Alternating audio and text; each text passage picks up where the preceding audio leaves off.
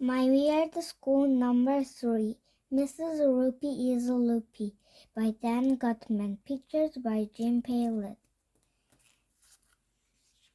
To Emma.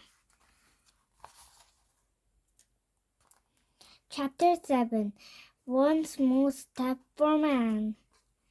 By this time, we weren't sure if Johnny Appleseed and George Washington had been to our school or if it was just Mrs. Roopy dressed up in funny costumes, but we were sure of one thing: Mrs. Roopy is a Loopy.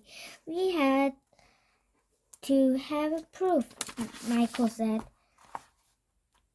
My father is a policeman, and he said that if you want to be sure if it's something, you have to have proof.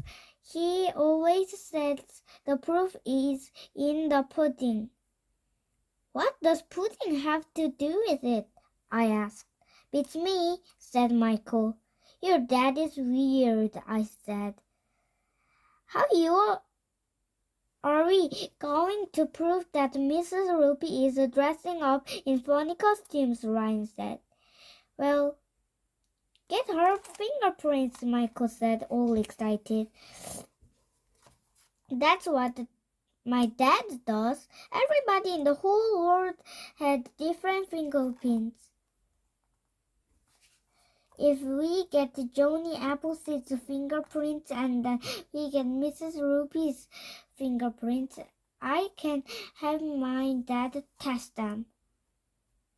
If they are the same fingerprints, then that will be proof that Mrs. Roopy was just pretending to be Johnny Appleseed. Me and Ryan agreed that Michael was a genius. The next time we had a library, we brought a juicy box with us so we could get Mrs. Roopy's fingerprints. But when we came into the library, all the lights were out and the shades were down. It was really dark. At first, we thought the library was closed. Then we heard a noise. It came from the top of the treehouse. We looked up. Somebody was coming down the ladder. Whoever it was had a spacesuit and was moving in slow motion. Some music began playing over the loudspeaker. The eagle had landed, the astronaut said. Finally, the astronaut reached the bottom rung of the ladder. It was hard to see a face through the space helmet. It's got to be Mrs. Roopy, Andrea said.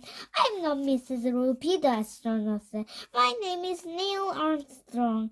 It is 1969. I am about to become the first human being to set foot on the moon.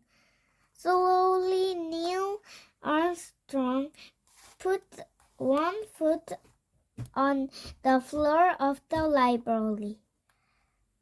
That's one small step for man, one giant leap for mankind, he said.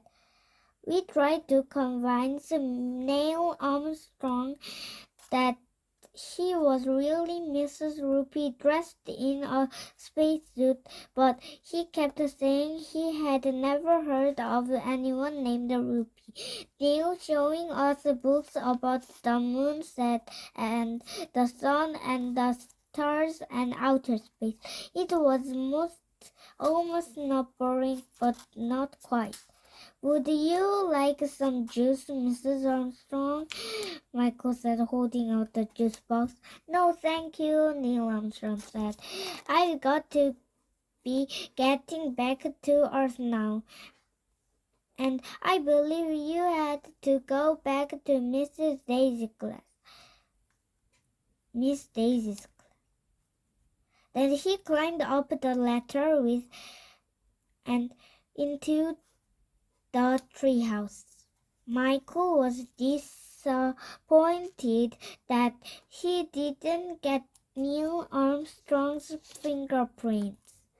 When we got back to class, I told Miss Daisy all about Neil Armstrong stepping on the surface of the moon for the first time. Wow, that sounds exciting, Mrs. Daisy said. Do you still think books are boring, AJ? Yes, I said.